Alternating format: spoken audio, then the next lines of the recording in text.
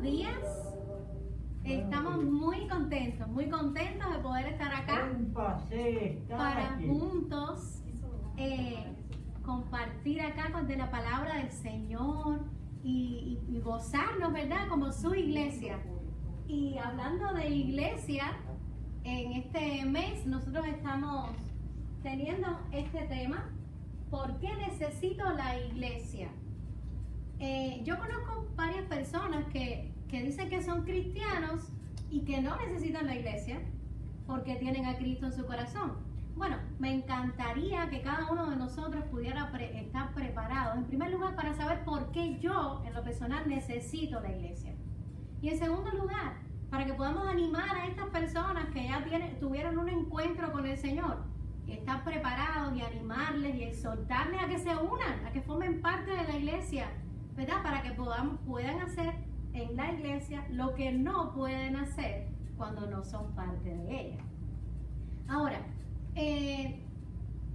hemos estudiado ya dos temas y todos van a estar en la carta a los Efesios, la carta que escribió el apóstol Pablo estando preso. El primer tema estaba hablando de la unidad de la iglesia como el cuerpo de Cristo. Y vamos a mencionar algo, pero no voy a ahondar en el tema porque ya lo vimos en una clase anterior. De la unidad de la iglesia, de que hemos sido redimidos y hemos sido hechos parte del cuerpo de Cristo, que es la iglesia, con Cristo como su cabeza. Y también la semana pasada estuvimos hablando de orar, de que oramos unos por otros en la iglesia. Y que es muy importante. La oración sostiene la iglesia. Entonces, hoy vamos a estar hablando de este tema. Nos apoyamos mutuamente. Pero antes de eso, yo quisiera hacerles una pregunta. ¿Has oído tú esa frase que dice: hay de todo en la viña del Señor? Yo sí la he escuchado mucho. Y sobre todo las personas la usan para referirse a que en la iglesia del Señor tú encuentras de todo. Tú encuentras personas agradables, encuentras cristianos que parece que desayunaron con limón, encuentras cristianos que son muy fieles al Señor, encuentras cristianos que no son tan fieles al Señor, y eso es verdad, hay de todo en la viña del Señor.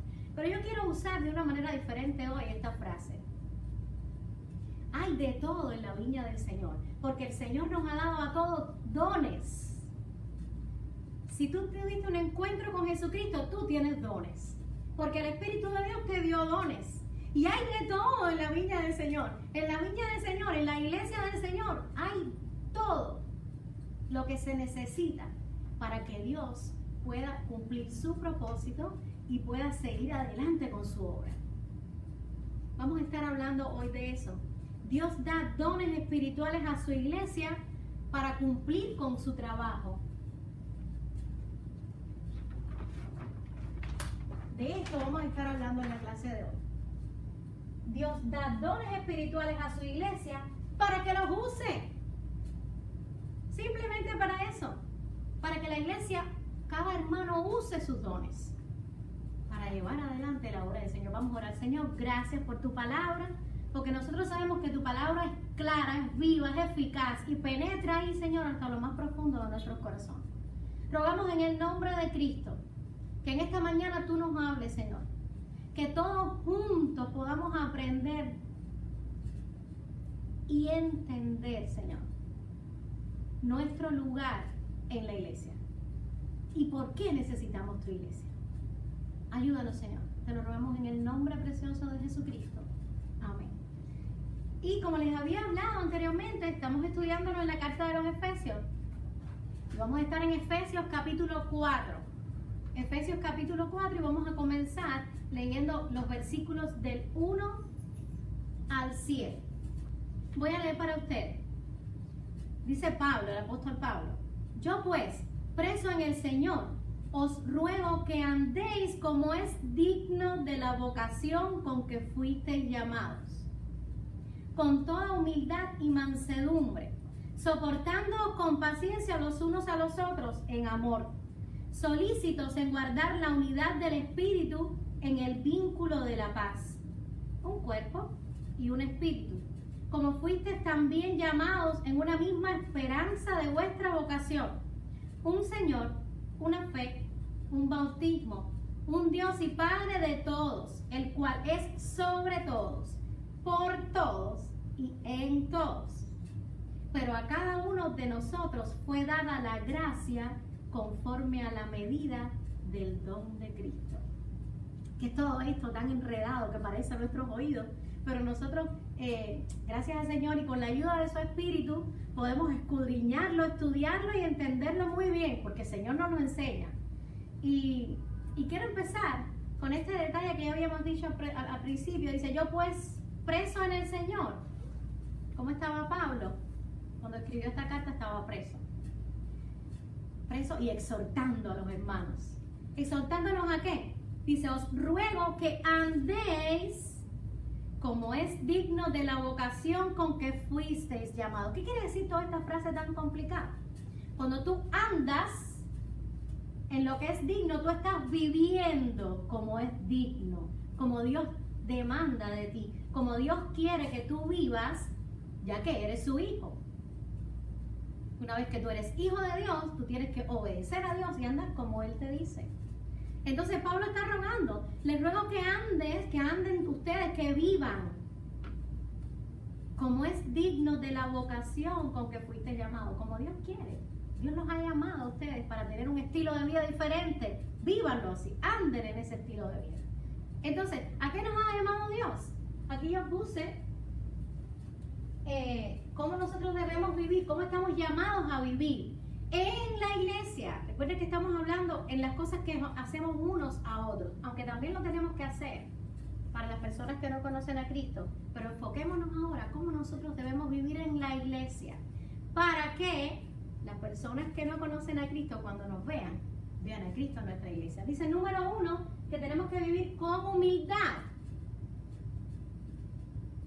Con humildad. Yo he escuchado a muchos cristianos decir que ellos son cristianos en el vientre de su madre. Eso no es posible, porque uno es cristiano cuando conoce a Cristo. Lo que quiere decir la palabra cristiano es que somos seguidores de Jesucristo. Y entonces, cristianos que llevan muchos años en la iglesia y que se cree que se la saben todo. No, seamos humildes, reconozcamos cuando necesitamos de otros hermanos, cuando necesitamos aprender más. Nosotros estamos creciendo en el Señor hasta que Cristo venga, no somos perfectos. Actuemos con humildad. Dice la Biblia que nosotros tenemos que ver a nuestro hermano siempre, incluso mejor, como mejor que nosotros mismos, por encima de nosotros mismos. Y eso es humildad. Número 2, con mansedumbre o amabilidad, no cuando te desayunas un limón. Sé manso, sé amable con los demás. Muéstrale el amor de Cristo a los hermanos. Número 3, soportarnos, apoyarnos, sostenernos. Todo eso quiere decir la palabra soportarnos. Con paciencia. ¿Por qué? Porque a veces no es fácil. Como decíamos al principio, hay de todo en la viña del Señor. Y nosotros somos parte de ese todo. Pero estamos llamados a, con humildad, con mansedumbre o amabilidad, soportarnos, o sea, ser soporte para mi hermano, ser apoyo para mi hermano, sostenernos, pero para eso hay que tener paciencia.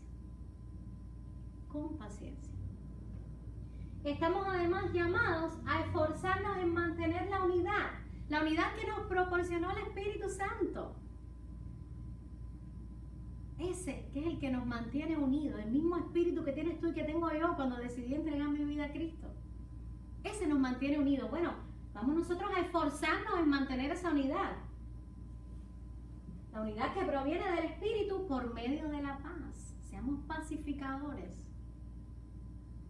Nunca seas parte de dividir la iglesia.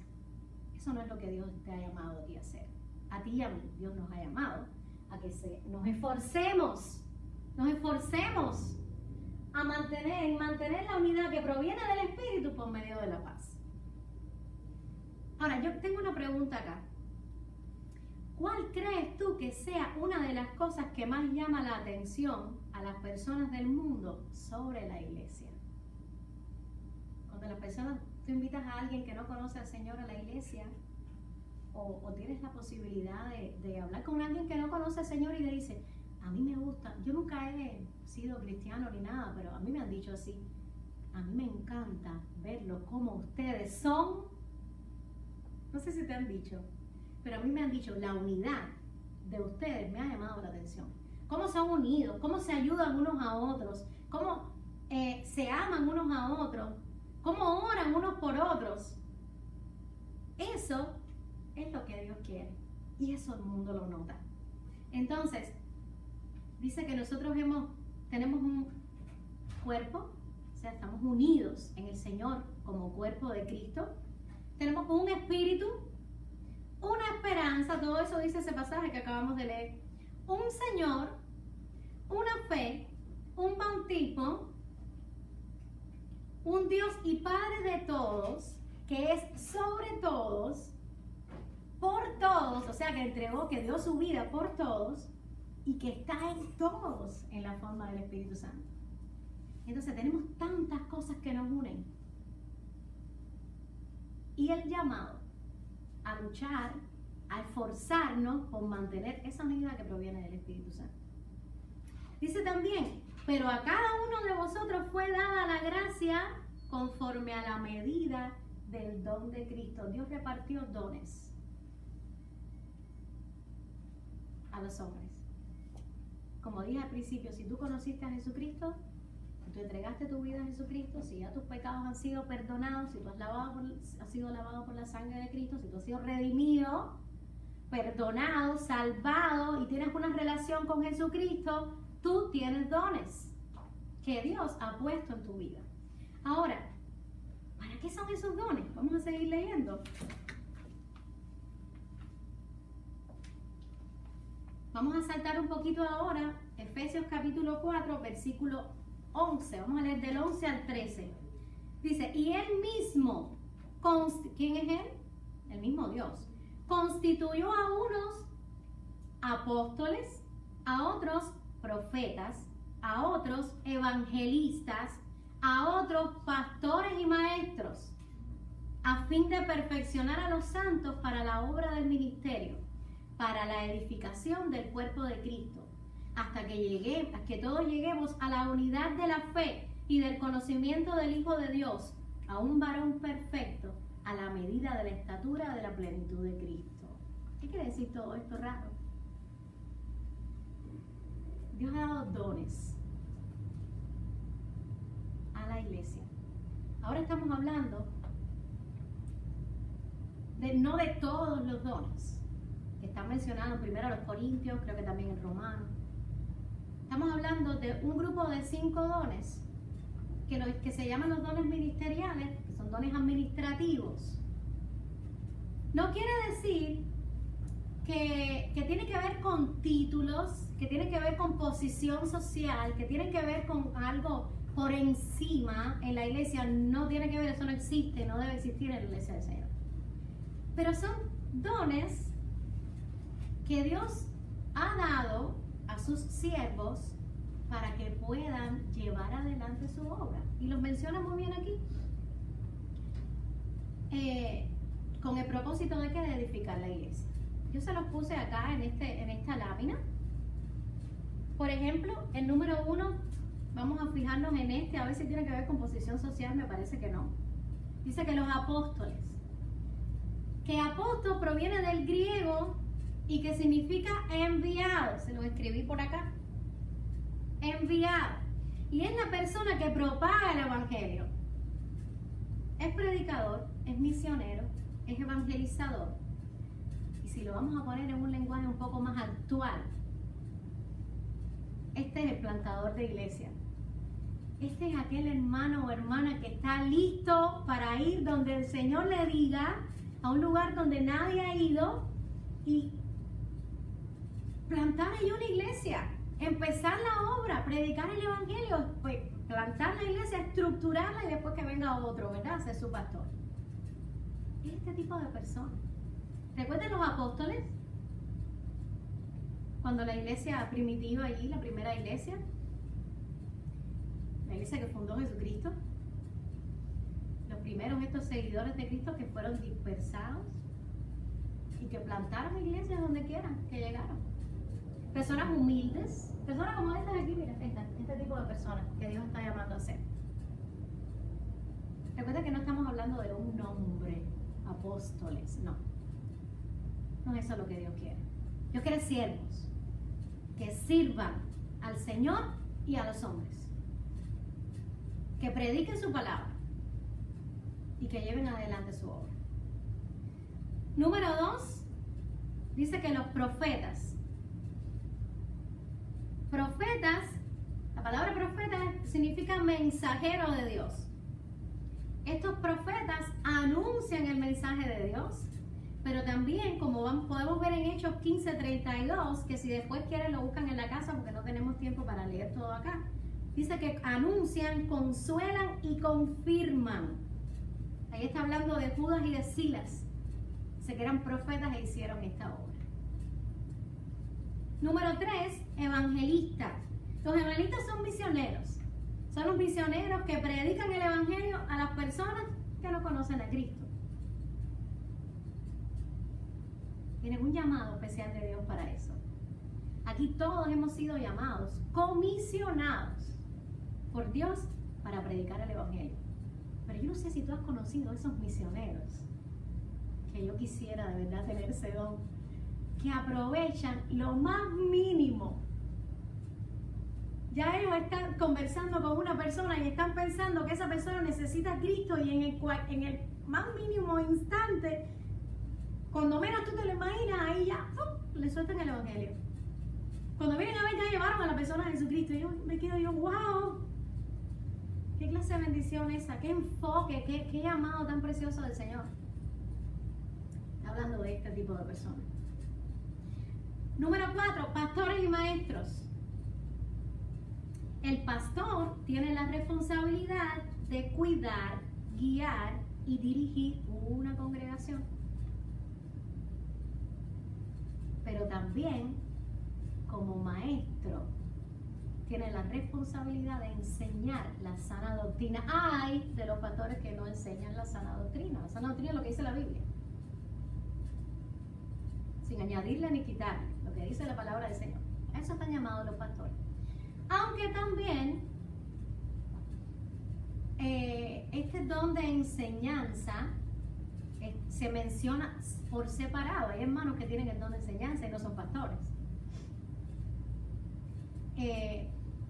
Pero parece que la intención de Pablo acá era mencionar esta situación del pastor y el pastor como maestro. Ok, ahora, estos dones ministeriales, ¿para qué son? ¿Cuál es el propósito?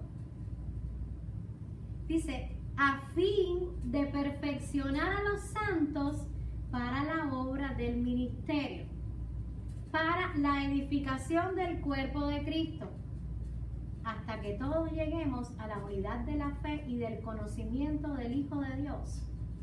O sea, conocer mejor a Cristo, a un varón perfecto, a la medida de la estatura de la plenitud de Cristo. Yo quiero leerte una frase aquí, a ver qué tú piensas de esta frase. Dice, Dios da dones espirituales a su iglesia para que los use. Ese es el tema de nuestra clase, pero yo le añadí algo más. Con el propósito de que cada miembro pueda ser como Cristo.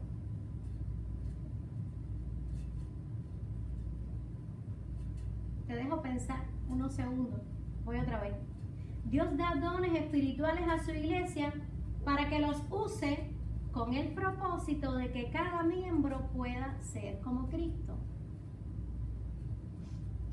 Si cada cual usa sus dones con el propósito de la edificación de la iglesia, de preparar a los santos, que no son las imágenes, los santos son los que hemos sido apartados para Dios, los hijos de Dios, esos somos los santos, de preparar a los santos para, dice aquí, para la obra del ministerio. Si todo el mundo usa sus dones, todos los miembros de la iglesia usan sus dones, nos servimos unos a otros y a la comunidad usando nuestros dones, por supuesto que vamos a ir creciendo y cada vez nos vamos a parecer más a Cristo. Señor nos ayude. Señor nos ayude, porque ahora yo me quedé aquí como sin palabras, porque estaba dudando de si decía o no decía lo que vino a mi mente, pero a veces hay hermanos que tú los ves tan preparados, tú dices, Dios mío, esta es la persona perfecta para este ministerio. Pero cuando tú has dado la oportunidad, cuando los llamas,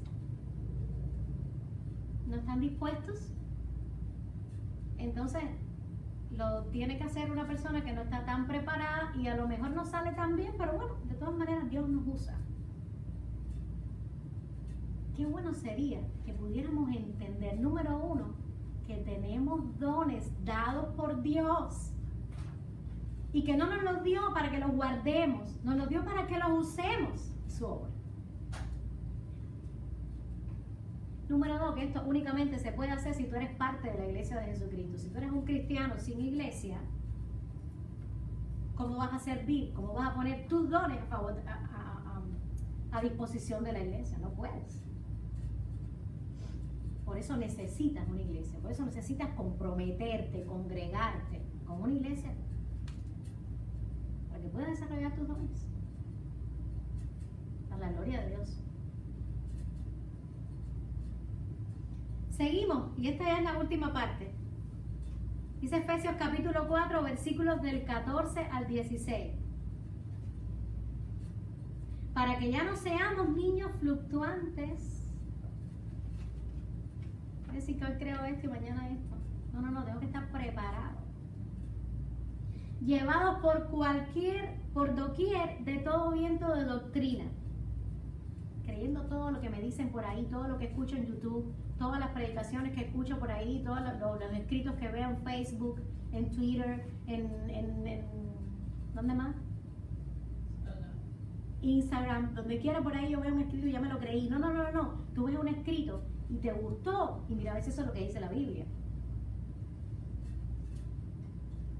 Necesitas estar equipado y preparado, porque si no eres un niño fluctuante. Llevados por doquier de todo viento de doctrina, por estratagema de hombres que para engañar emplean con astucia las artimañas del error. Satanás es astuto y te quiere engañar, por eso tienes que estar preparado. Ahora, sino que siguiendo la verdad en amor, crezcamos en todo, en aquel que es la cabeza. Esto es Cristo. No solamente cuando tú pones tus dones a disposición de la iglesia, a disposición del Señor, que para eso te los dio. Dice el tema de hoy que Dios da dones espirituales a su iglesia para que los use. ¿Para qué? Para edificar la iglesia. La iglesia no solamente va a ser edificada en número de personas que conocen a Cristo y son añadidas. Dice la palabra del Señor, que cada día el Señor irá añadiendo, va añadiendo, se pasó en el libro de los Hechos, en el libro de los Hechos lo puedes ver, añadiendo a su iglesia los que han de ser salvos. Y la iglesia crece en número, pero no solamente crece en número de la iglesia, sino que espiritualmente cada miembro de esa iglesia va a crecer hasta llegar a ser de la estatura, de la plenitud de Cristo, hasta ser como Cristo. Esa es la meta de los cristianos, ser como Cristo, cada vez ser mejores, cada vez que Dios nos transforme, que el Espíritu de Dios nos transforme, que podamos, con nuestro contacto con la palabra del Señor, que nosotros podamos ser transformados por la palabra del Señor, hasta ser como Cristo.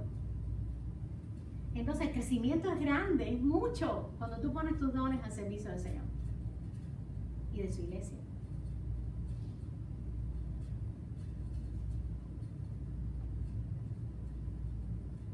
Dice, versículo 6, de quien todo el cuerpo, bien concertado y unido entre sí, por todas las coyunturas, otra vez usa la ilustración del cuerpo, que se ayudan mutuamente, según la actividad propia de cada miembro, recibe su crecimiento para ir edificándose en amor. Subrayé aquí esa frase que dice, según la actividad propia de cada miembro. Cada miembro tiene una actividad propia. Cada miembro es importante. Yo estaba loca porque me tocara dar una clase en este tema para contarles un testimonio. El otro día estuve ayudando a una persona, ese no es el punto. Pero mientras yo ayudaba a esa persona que es cristiana recibió una llamada de una hermana de su iglesia. Y como lo que estábamos haciendo era, ella puso el altavoz del teléfono y yo escuché la conversación. Yo quedé impresionada.